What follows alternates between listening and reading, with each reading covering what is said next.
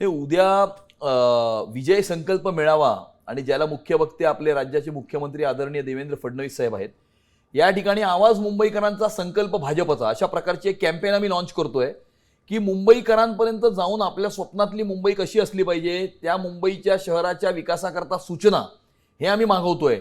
भारतीय जनता पार्टीचा प्रत्येक कार्यकर्ता मुंबईकरांच्या दरवाजावरती जाईल आणि त्या सूचना जमा करेल आणि त्याच्यातनं भारतीय जनता पार्टीचा जाहीरनामा तयार होईल, जेणेकरून येणाऱ्या काळामध्ये मोदीजींच्या व्हिजननुसार आणि देवेंद्रजींच्या मार्गदर्शनाखाली काम करणारा मुंबईचा महापौर, मुंबईचा विकास आणि मुंबईची सुरक्षा हे दोन्ही मुद्दे आम्ही घेऊन पुढे चाललो आहोत.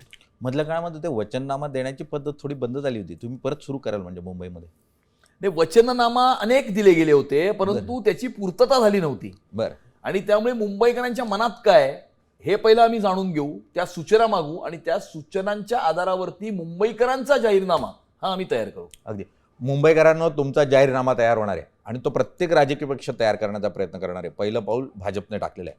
मुळात तुम्हाला काय हवं तुमच्या जाहीरनाम्यामध्ये हे तुम्हाला ठरवायचं आहे आणि सत्ता कुणाची हवी तेही ठरवायचं आहे. विकासाला मत द्यायचं, वादाला मत द्यायचं, धर्माला मत द्यायचं, हा तुमचा निर्णय आहे. पण परिणामही त्याचे तुमच्यावरच असणार आहे, तुमच्या जगण्यावर असणार आहेत आणि रेल्वेत मरणही तुमचंच असणार आहे. त्यामुळे निर्णय तुम्ही घ्यायचा. तुम्हाला शुभेच्छा.